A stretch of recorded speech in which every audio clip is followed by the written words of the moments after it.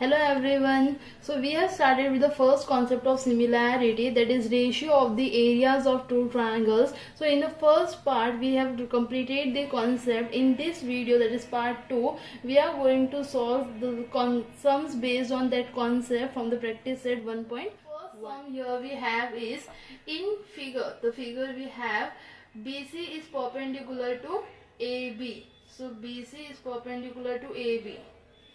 Is that clear? AD is perpendicular to AB. This AD is also perpendicular to AB. So we have values हमें दी हुई है BC की 4, तो BC 4, AD की value दी है हमें 8 एंड हमें ढूंढने बोला है एरियाज का ratio, that is area of triangle ABC upon area of ratio ADB. We are going to start with the solution. So we will write it as area of triangle ABC upon area of triangle ADB. So what first we do? We apply the formula of triangle. So area of triangle, area formula is half into base into height. So the base of the triangle ABC का base क्या है? AB. So you will write it over as AB. And what is the height? BC. So height BC. ठीक है. Similarly apply for the area of triangle ADB. So half into ADB. For ADB, AD is perpendicular to AB.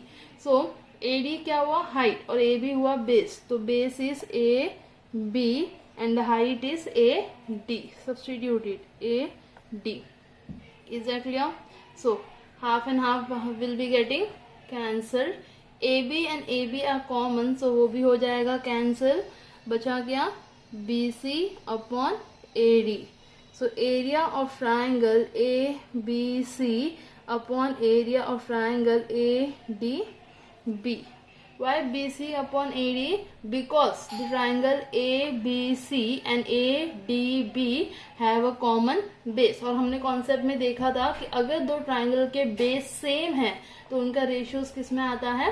Height में आता है. Now we will substitute the values of sides. BC की value हमें दी हुई है 4 एंड AD की value दी हुई है हमें 8.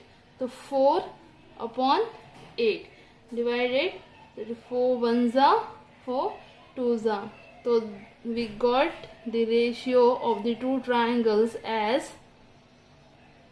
1 upon 2. Here is the second problem.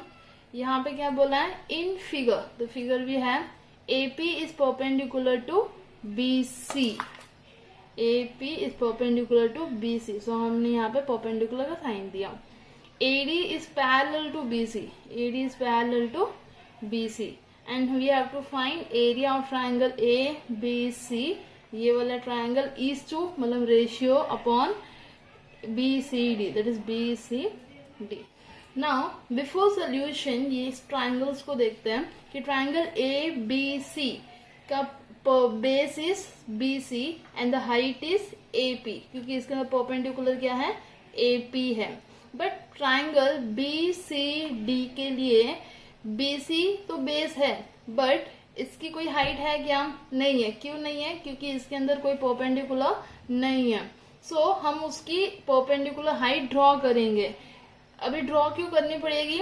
Because ABC जो ट्राइंगल है वो अक्यूट एंगल ट्राइंगल है, तो उसकी हाइट ट्राइंगल के अंदर होती है. और BCD जो है वो ऑब्ट्यूज एंगल ट्राइंगल है, इसीलिए उसकी हाइट ट्राइंगल के बाहर होती है. तो we will draw a perpendicular outside the triangle BCD that will be height of the triangle BCD.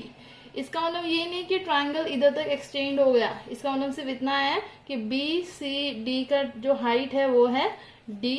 Let's name it as a N. Is that clear? तो हमने किया draw DN perpendicular to BC. हमें जो given है कि AD is parallel to BC, तो हम यहाँ पे लिखेंगे AD is parallel to BC. तो हमें पता है कि दो पैरेलल लाइंस के बीच का जो डिस्टेंस है वो हमेशा सेम रहता है. तो हम लिख सकते हैं AP is equal to DN। तो AP is equal to DN। ये पैरेलल का रीजन क्या लिखेंगे हम, गिवन। क्लियर है? और इसको बोलेंगे हम 1। नाउ हम ढूंढेंगे रेशियो। तो area of triangle ABC upon area of triangle BCD। ठीक है, जैसे कि हमने पहले वाले सम में यहाँ पे बेस सेम था, बट फिर भी हमने फॉर्मूला अप्लाई करके लिखा ताकि फर्स्ट टाइम आपको अंडरस्टैंड हो। यहाँ पे हम डायरेक्टली करेंगे, इन दोनों ट्रायंगल्स के बेस सेम है तो इनका रेशियो किस में होगा, हाइट में होगा। और ABC की हाइट क्या है, AP। तो AP अपॉन BCD की हाइट क्या है, DN। तो सब्स्टिट्यूट इट DN। और इन दोनों के एरियाज का रेशियो हाइट्स में क्यों लिखा है, because they have common base, या फिर ऐसे लिख सकते हो सेम बेस। तो यहाँ पे हम लिखेंगे ट्राइंगल्स हैविंग इक्वल और सेम बेस। बट यहाँ पे हमने 1 में बोला है कि AP is equal to DN। तो हम DN की जगह पे AP को सब्स्टिट्यूट कर सकते हैं, या फिर AP की जगह पे DN को सब्स्टिट्यूट कर सकते हैं। तो हम DN की जगह पे AP को सब्स्टिट्यूट करेंगे। तो AP upon AP, area of triangle ABC upon area of triangle BCD is equals to AP upon AP।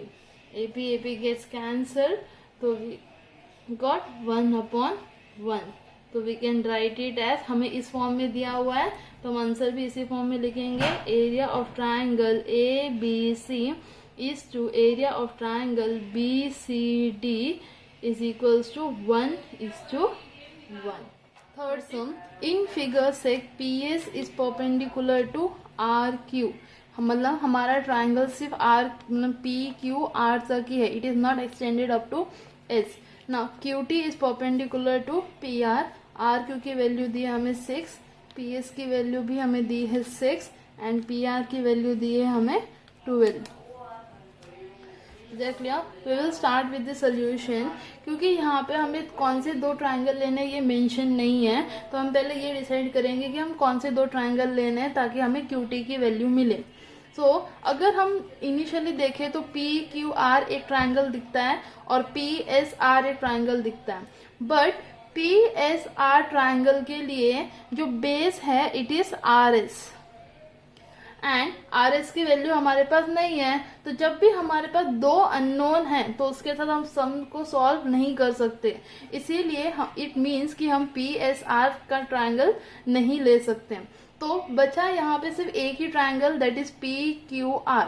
ये छोटे वाले ट्राइंगल्स भी आप नहीं ले सकते क्योंकि ये RT और TP की भी वैल्यू आपके पास नहीं है। तो हम दोनों ही साइड PQR का एरिया ही लेंगे। तो area of triangle PQR upon area of triangle PQR। Now अभी आप सोचोगे कि एरिया सेम है तो दोनों साइड सेम वैल्यूज आएगी और फिर वो कैंसिल आउट हो जाएगा, तो वैल्यू कैसे मिलेगी? तो ऐसा नहीं होगा क्योंकि यहाँ पे PQR को दो अलग तरीके से देखा जाएगा। तो फर्स्टली उसको वर्टिकली नोटिस करते हैं। तो फॉर्मूला क्या है, हाफ इंटू बेस। तो जब वर्टिकली देखेंगे तो PQR का बेस इज RQ। ठीक है, तो RQ एंड हाइट, क्योंकि ये ऑब्ट्यूज एंगल ट्राइंगल है तो उसका हाइट कहाँ होगा, ट्राइंगल के बाहर, that is PS, it is height. तो PS divide by half. Now अभी किस पर्सपेक्टिव से देखोगे, अगर अब इस डायग्राम को ऐसे घुमाओगे तो इस तरह से नोटिस करो PQR। तो अभी कौन सा बेस हुआ, RP एंड हाइट क्या हुआ, QT, क्योंकि बेस के ऊपर ये परपेंडिकुलर है। तो सब्स्टिट्यूट करो PR इंटू QT। ठीक है, अब जैसे कि हाफ एंड हाफ सेम है तो हो जाएगा कैंसल आउट। वैसे ही जब यहाँ पे एरिया सेम है, ठीक है, ये हम बाद में करेंगे। Area of triangle PQR upon area of triangle P Q R is equals to, R Q की वैल्यू दी हुई है 6, पी एस की भी वैल्यू है 6, पी आर की वैल्यू है 12 एंड क्यू टी की वैल्यू हमें फाइंड आउट करनी है, इसलिए हम उसको एज इट इज लिखेंगे।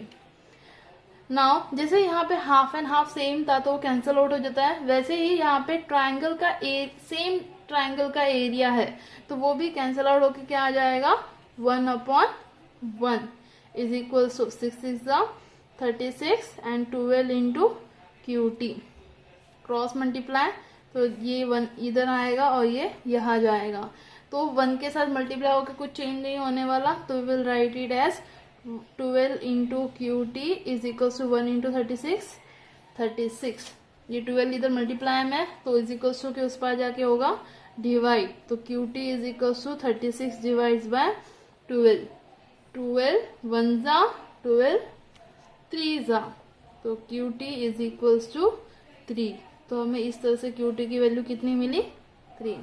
तो इस वीडियो में हमने अपने first concept that is ratio of area of two triangles के रिलेटेड सम्स देखे, और भी सम्स है प्रैक्टिस सेट 1.1 में, अगर किसी को डाउट है तो कमेंट सेक्शन में पूछ सकते हो। नेक्स्ट वीडियो में हम नेक्स्ट कॉन्सेप्ट करेंगे। Thank you.